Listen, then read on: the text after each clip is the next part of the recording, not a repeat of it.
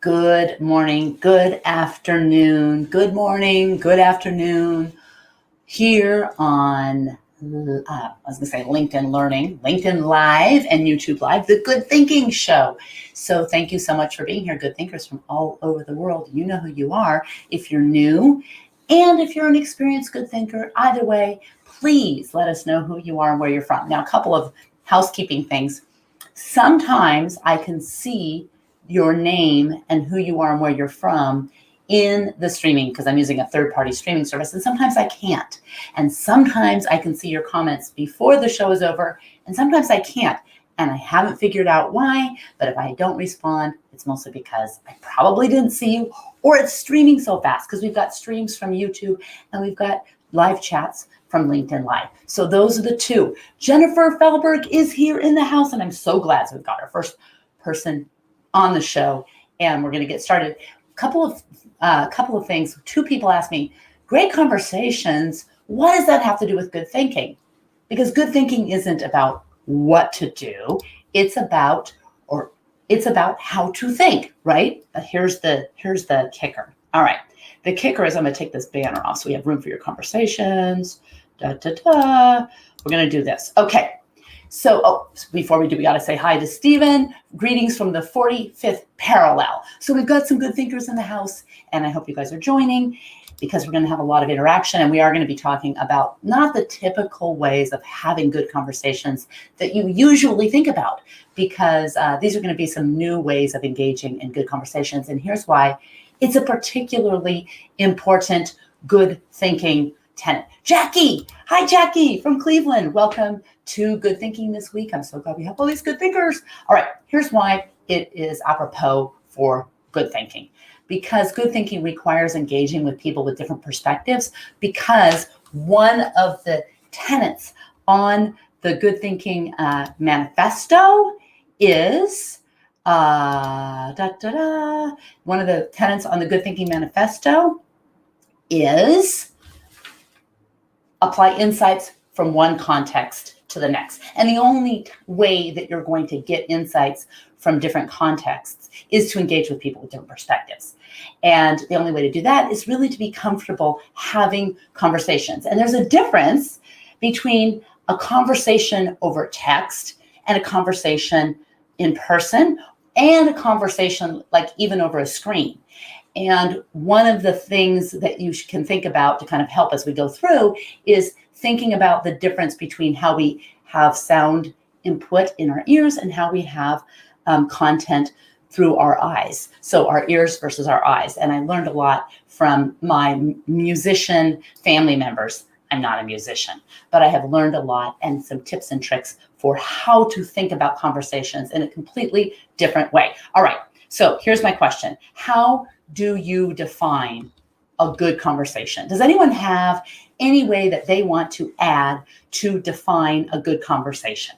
Does anyone have any kind of definition that they want to share in the chat? And we've got rubber chickens.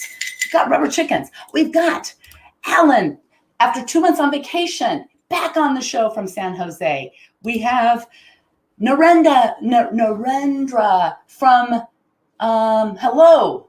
Oh, from Narendra? Okay. Tell me where you're from. Welcome. We've got Cindy from the hottest place on earth. Cindy Salzman from the hottest place on earth.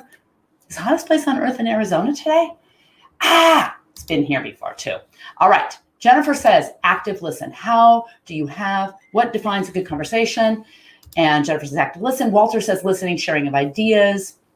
Those are great. And how do you know it's a great, like if you're sharing ideas and you're active, if you're active listening, can you still have a bad conversation? From India, fantastic. That's what I always want to know where people are from, because then when you do give your perspective, you're bringing a perspective not only of your own person, but of your place. And open dialogue, Walter says open dialogue. Can you have a good conversation? Can you have a bad conversation with open dialogue? All right, so I'm going to give a definition. This is my own silly definition of what I think is a good conversation, which is really an exchange of good ideas or exchange of good information back and forth. And good information is information where you both leave the conversation feeling like you have deposited in your mental, physical, emotional, whatever bank. So there's like a better outcome, a better way you feel, because and most conversations, and there are a lot of studies about this. This is kind of interesting. Most conversations are positive conversations, even if they're not seemingly good conversations, except for in two situations. Does anyone know? Two situations. Does anyone know what those situations are? Take a stab while I say hi to a couple more people. Hello, Abdul from Dubai. Another place I want to go. All these places that I must visit when everything opens up and we can all engage more across continents. But welcome from Dubai, Abdul. All right, does anyone want to take a stab at the two unique situations where conversations are a net negative, even if they're not like great conversations? All right. I'll tell you, one is when you're receiving criticism. And, even though that criticism may be helpful, it seems that in that conversation, it turns out that's not a net positive. And the other is, and I think I do this a lot, offering when you are the recipient, rather, of unsolicited advice. So those are the two situations where you might not feel like this is a good conversation, but in every net benefit. But in every other instance, conversations have a whole bunch of physiological, emotional, societal benefits. Hello, Celine from Kuala Lumpur. I'm barely able to see the screen, so sorry. Welcome. I'm so glad you're here. All right. I'm going to tell you a little study that I thought was interesting from Nicholas Epley and his colleagues in Chicago. If you read an opinion that differs from your own, and subjects who read this exact opinion in two different ways. So they read the opinion that was different from their own, and they rated the person as not understanding or stupid or, just not getting it. But when they heard the opinion from the person's voice, in person or on screen, or even in just audio content without even a visual, then they tended to believe that those opinions that differ from their own were derived from having different perspectives or just different opinions, not that they were stupid. So we know that when you read a conversation over text with your eyes and the input comes in over eyes, it's very different than when you hear a conversation through your ears, like on the phone, which is very different when you have both the eyes and the ears in a face-to-face conversation. Or an on-screen conversation where you're seeing the person on screen. And when you are in person, you also have many more visuals, and you also have your sense of smell and some of the other senses. So you have a completely different experience. So you need to think about those conversations in terms of what inputs are coming into the brain, and then you adjust accordingly. All right. Okay, so Hussein says good conversation ends with good results for both parties. And what defines a good result? That's a good point. What defines a good result? All right, so let me ask a couple of questions. Let's think, when you think of the last conversation that you had, the last conversation you had with someone you didn't know.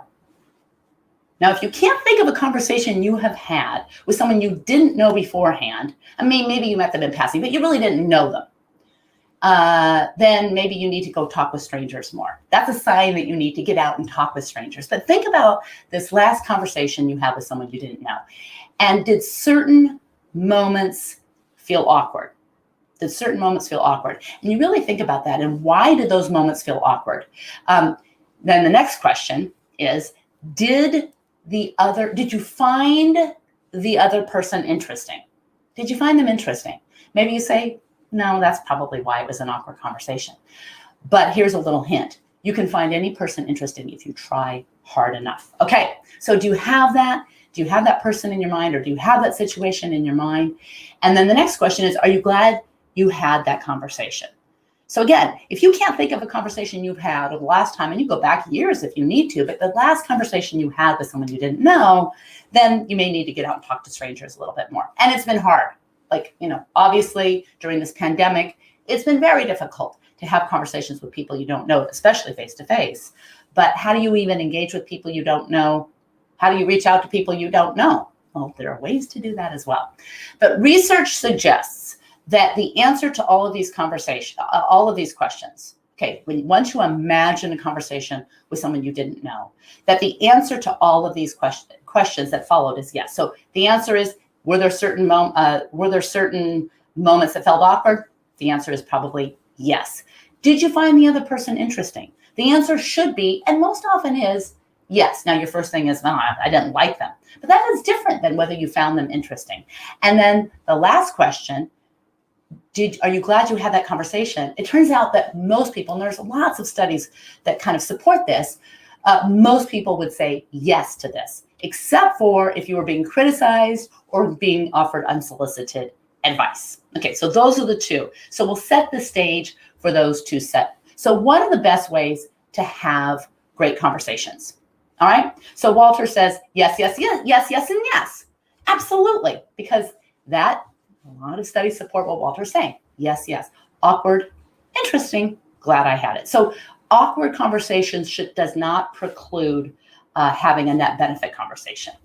All right, so what are the best ways to have great conversations? Does anyone have anything to offer in the chat? The best ways to have great conversation. Then we're going to go through really quickly kind of some of the things to think about not doing, and then we're going to do a couple of things, or a few things rather, that you can do to ensure great conversations. Over text is different because you can have a beneficial conversation over text, but it's very difficult to have an amazing conversation. You can have a fun conversation, whatever, over text because you're limiting your sensory inputs just to the eyes. It turns out that the ears tend to correlate with rating conversations of a higher value. And that may change over time as we get more and more reliant on just text. Maybe that'll change. Maybe our brains will change. Maybe those neural synapses will change and we will rewire our brains so that we are optimized for visual inputs versus auditory inputs. But at this point, we are more optimized for auditory inputs and visual inputs, which is why a face-to-face conversation is better because you have more sensory inputs. I mean, better for a great conversation. All right, so Walter says, be curious, ask questions, then listen. Excellent, excellent foreshadowing of what's to come. And then we're even going to dive deeper in what it means. And I have to admit something. I'm going to admit something. I love having great conversations. And I feel like I have a lot of great conversations because I'm crazy curious. And so I find it easy to find other people interesting. But I don't think I'm a great listener. I think I'm a fine listener when I'm aware that I need to be listening. But one of the things that has kind of let me believe or let me see that I'm not a great listener is my friends and family in the music industry. So I don't know how to listen to sound horizontally. I know how to listen vertically. So you could sing a song and I could sing along, but I don't know how to listen horizontally.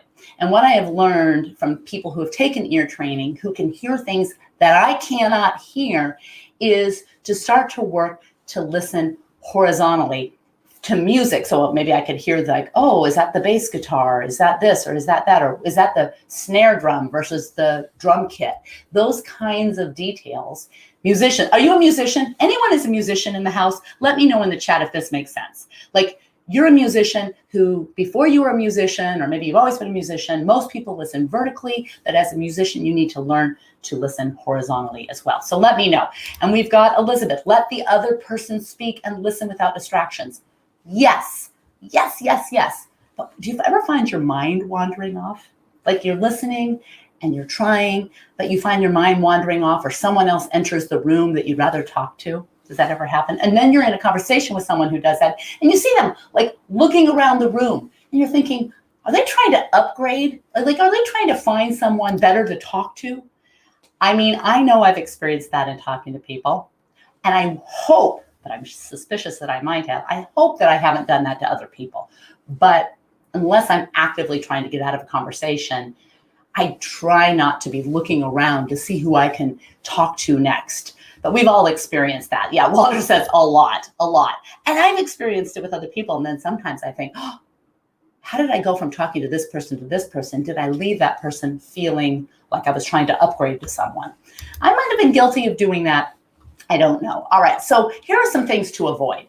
And I'm going to try to leave out the most obvious things because, you read about these things all the time. I'm going to try to, good thinking, I like to kind of think beneath the surface, as you good thinkers do. So tell me if this is obvious. And maybe some of these are obvious, but I try to really highlight the less obvious. So one of them is to avoid sharp answers. So sometimes we're asked a question that we literally do not, we literally cannot tell the person because maybe we just don't know and we're trying to figure it out ourselves, or maybe we just don't feel comfortable telling, or it's a secret. It's a secret. We don't want to talk about that.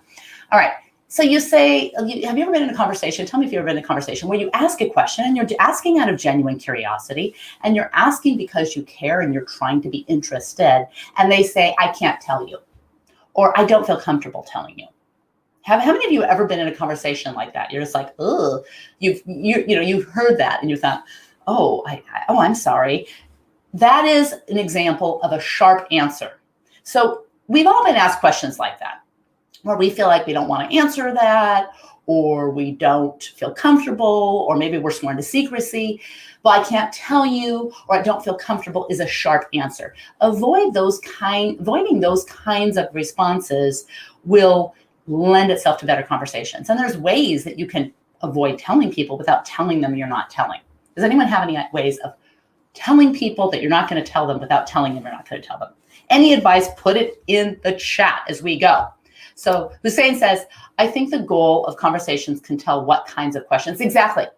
So perfect. I'm going to rubber chickens on this one, Hussein. I totally think. And part of that is sometimes you're just going to a party and you don't have goals. But other times you're going in because you want to meet the right people or you're job searching. And you can sometimes tell when those people enter the party because they're just like beelining to network with the exact right person, and they have their agenda is like on their forehead. And it can be kind of obnoxious. But it's super important if you do have a goal for a conversation to be sure you're ready for that conversation. So what are some things you can do to not look obvious, like you're out there to network? All right. So you could say we're asking a lot of questions. So Ellen says, I really think it's rude when in a good conversation, then the person diverts their attention to their mobile phone because it's pinged by the other person. I ignore my phone. I have to tell you, I hate that. I totally agree with Ellen. I hate that. So what I do is if I know that I might be entering into a conversation, I want to make sure that I have the time for that conversation, because you don't want to ask a question that requires some in-depth answer when you only have like 30 seconds. You have to answer a phone or get to someplace else. So make sure that the questions that you ask and the engagement is appropriate for the time and context. But if you think you might be getting a phone call or pinged, then say, hey, I've got my phone out.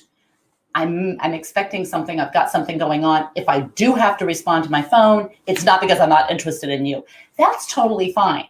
But without providing that context, people are just thinking, okay, anyone who texts you is more important than this conversation in person. So I think that's a great one.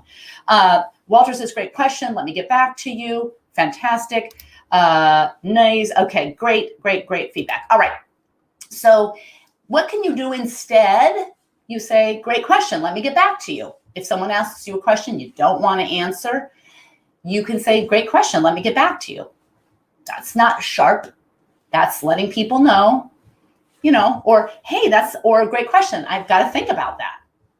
I don't know how to think about that right yet, but that's a good question. And then you can change the subject. But to tell people, I can't tell you, or I'm not supposed to tell you, or that's a secret, that's a sharp answer. If you ask yes or no questions, you will also get yes or no answers. And that can be very strategic if you want to end a conversation, like, are you having fun at this party?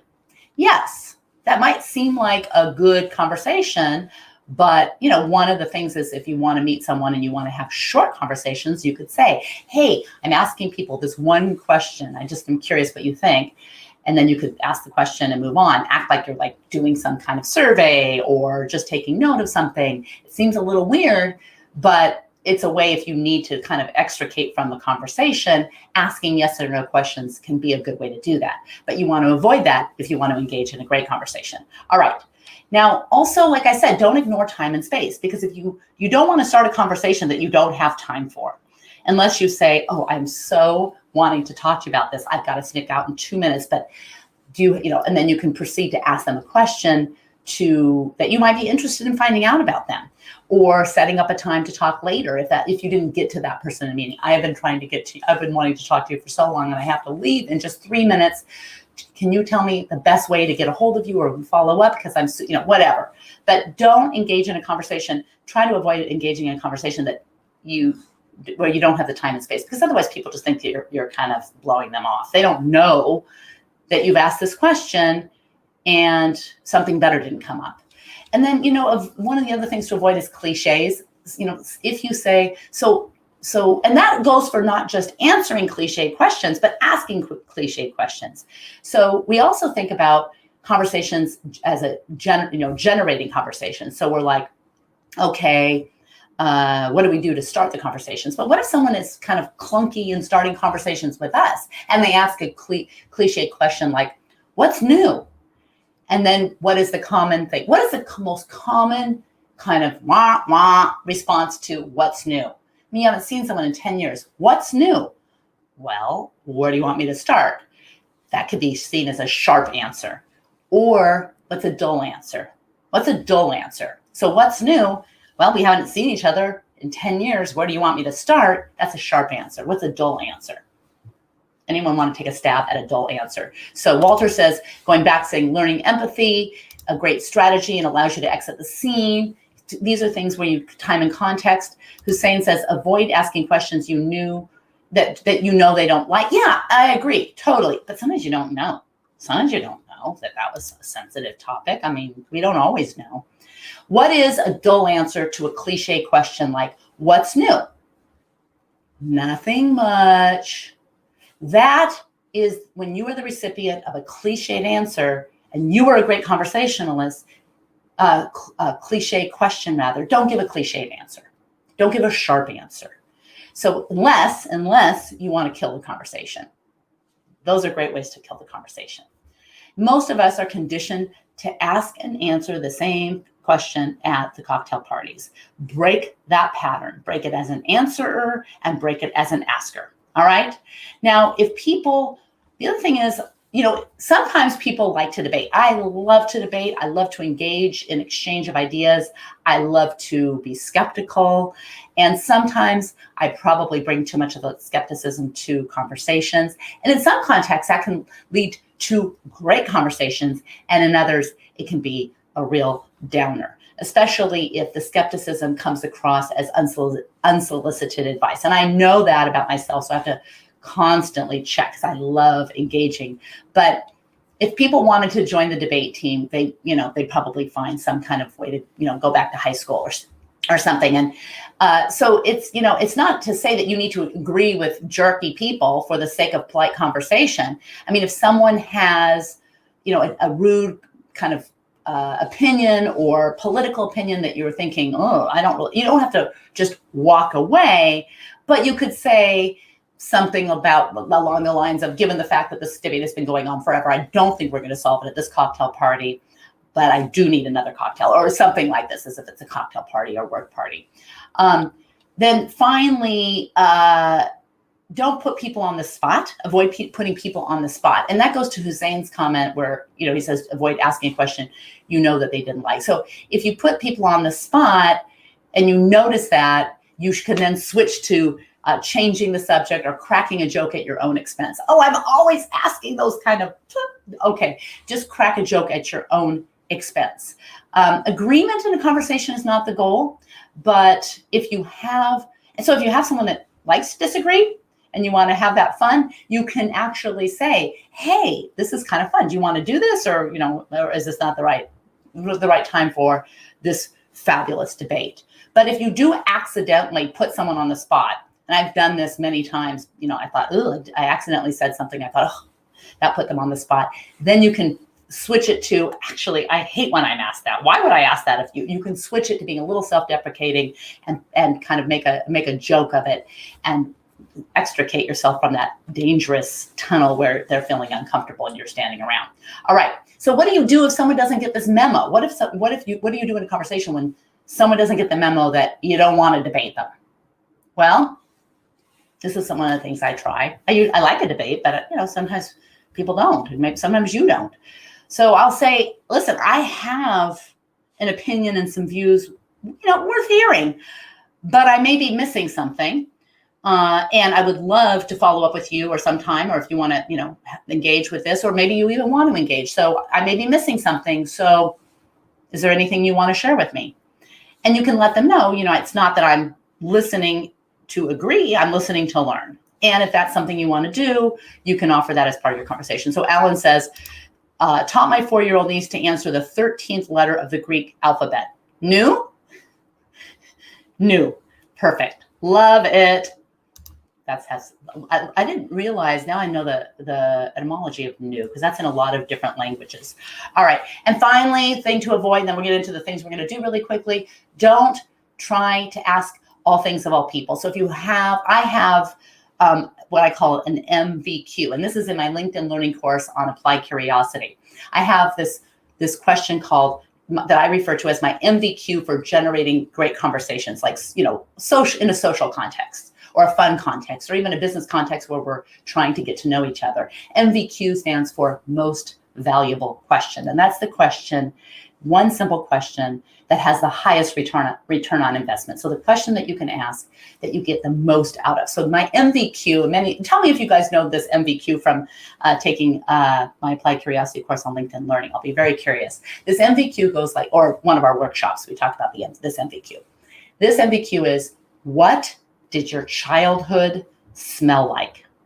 Now, if I go around always asking this question, it kind of becomes a little cliche. But when I use it, when I spice it out, in a meeting or at a party, it can be really fun. Why? Number one, most people have a sense of smell. Most people, the smell is most tied to memory. And it's really an equal opportunity, because unless you don't have a sense of smell, which is fewer than 1% of the people, you can answer this question in an equitable way. Because, it can be anything. It can be grass, it can be sand, it can be food, it can be anything. But usually then it's followed up with something more interesting, and that can be a good conversation starter. So, okay, what do we have here? Okay, we've got Olivera. It is interesting to answer the question, how to remove barriers to conversation. Yes. And you can even say, and that's a good point. So I really like this. The barriers to conversation usually come from when you are trying too hard to be interesting and not trying hard enough to be interested. So if you shift the focus from yourself, how can I be interesting, to how can I be interested? That's a good start. And if you are going in with an agenda, you can prepare ahead of time by looking some of the people up that you want to engage with and finding something about them, but not anything about them.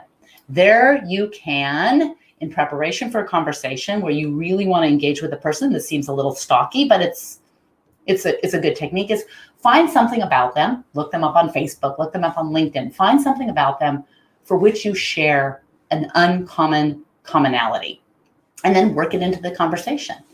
And it seems like, oh, you should, essentially spy on these people behind their back. No, it's putting effort into the relationship by taking the time to learn something that might be engaging about them. All right. So the first thing to do is, when you have an agenda, do your homework ahead of time, find the uncommon commonalities. What if you don't have an agenda? You show up, or you are in a meeting or networking or a party. Again, start by trying to be interested instead of trying to be interesting. It's easier too, because you control it. You're in control, and I'm all for control. And then, like I mentioned, listen like a musician. Vertically, you hear the song. It's danceable. Horizontally, you hear all the instruments. You listen to the undertones, their body language, what they're saying, what they mean. And to do that, you cannot be thinking of what you're going to say next. You have to be listening beneath the surface, horizontally, to hear and see and experience and perceive things that other people may miss. And then you listen to bring out the cleverness in other people. What can you ask and what can you be interested in that would bring out the cleverness in other people? And there are so many questions. We could go over exact questions to ask. We'll do a couple of those, but that's more what to do versus how to think. So not quite good thinking. And then here's the good, I like this one because it's easy for me to remember. Listen to absorb and not evaluate. This is not easy for me. This, I have to say, I am not, people who know me, this is probably not, I mean, I do love to absorb, but I'm constantly absorbing, evaluating. And it's hard, because that's the fun is to, do I agree? Do I learn? Just listen to absorb first before evaluate. Next, we're almost done. Think about playing catch versus playing tennis or pickleball. So with pickleball or tennis, you're preparing to get the racket back and you're trying to hit it in a place to see if you can get them to run here or run there. And ultimately, you're trying to get the ball back in a place where you will win. That's the game. Will win. So if you listen to play catch, you're trying to throw it in their mitt in a way, maybe they can show off their little talent here, or to catch it here, or they catch it down here, but you're not trying to hit them in the face. You're not trying to have them feel the impact of your throw like you are in a tennis or pickleball match. But you're still preparing. You're thinking about them. How are they going to catch it? Because the idea isn't for it to go over their heads and then you're waiting for them to run down the street to get the ball. Think like you're playing catch versus like you're playing tennis. All right. So, and then ask better questions to get better answers. So if you ask, what do they do for a living? It's not horrible. It's cliche. And if you're asked that, you have your elevator pitch, which gets to be like, what is the goal of this? Is the goal to impress them, to get a job? Why are we asking these questions? Because it's the low hanging fruit. So here are some things that you could say. I mean, these might seem crazy, and you could even say, I want to get to know you. I'm going to ask some, kind of off the wall questions because I like these better. What did you want to be when you grew up? Or what was your very first concert? Or who was the first musician or artist or actor that you just loved? Or what magazines or online or otherwise do they subscribe to? Or if you could invite any celebrity over for dinner, who would it be? This seems kind of strange. Like, why would you do that? So you have to cue it up by explaining that you find that these are bad, that you want to get to know them. Or I'm so curious, I'm trying to break the cliche of asking what you do for a living. Can I ask you? And then you ask something a little off the wall. And you can become a play caller in a conversation. So you can help bail people out of awkward conversations. You're not always with someone who's a good conversationalist, so bail them out a bit. And if it turns too personal or they leave people out of a conversation, you can be the ones to kind of pull them back in. And you recognize that it's not about talking more. You're just asking more questions, pulling more people into the conversation. And you can do that by offering genuine compliments. Like if you are in someone's home, you don't have to say, I love your house. You could say, tell me about the day you saw this house for the first time and what you were thinking, or tell me the story behind this house. You can ask things like that will generate more, more conversation. And self-deprecating humor works. You have to be careful because you don't want to look like you're bashing yourself. But, let's say it's New Year's Eve and, you're asking the same old questions over and over again. And, maybe you say, how many of you have already completely botched your New Year's Eve resolution? Or did you botch your New Year's resolution before me, or have you not done that yet? You can ask those kinds of questions that break out of the cliche a little bit. Transformative listening requires a willingness to change your mind. So if you're in a conversation and you are feeling like your goal is just here and you're so clear about how to achieve your goal that you're not listening to absorb, you're just listening to evaluate or to accomplish, then you might be missing some clues. And we've all been in conversations where they ask you a question. It's like this cliche question and you're like, didn't I just answer that? How many of you have had that experience? Anyway, okay, so Walter says, do you have a PDF of these tips and tricks that you would share? I don't have a PDF of these tips and tricks. Maybe we should put one together. Let me know in the chat if you want me to put one together, whether you're listening live. We're live here on Good Thinking, 9 a.m. Pacific time, 4 p.m. Greenwich Mean Time, most Mondays, on YouTube live and on LinkedIn Live. And if in the chat you want a PDF of some of these fun things, these little fun things to how to become a good listener with the goal of how to becoming a better thinker. If you want a copy of the Good Thinking Manifesto and you don't have one yet and you're here as a good thinker, you can get a copy. You can even get one to create a poster, which a lot of people do. That's something that we give out in our workshops. You can go to Becky Saltzman. No, that's not on my LinkedIn. You can go to Applied Curiosity Lab and go to offerings and download a free copy of the Good Thinking Manifesto. So let me know again if you want some of these tips. Create a PDF. I can always do that, but I don't have one. But if enough people want one, maybe we can. And I hope you join. We've gone 5 minutes over. Sorry. I hope you join next week, Monday, 9 a.m., 4 p.m. Greenwich Mean Time, 9 a.m. Pacific Time, right here on LinkedIn Live and on YouTube Live at Becky Saltzman. You can subscribe, hit that bell, get notifications, where we gather good thinkers from around the world to focus a little bit of time away from all the time on what to think so we can focus more time on improving how to think. Thank you. Have a great week.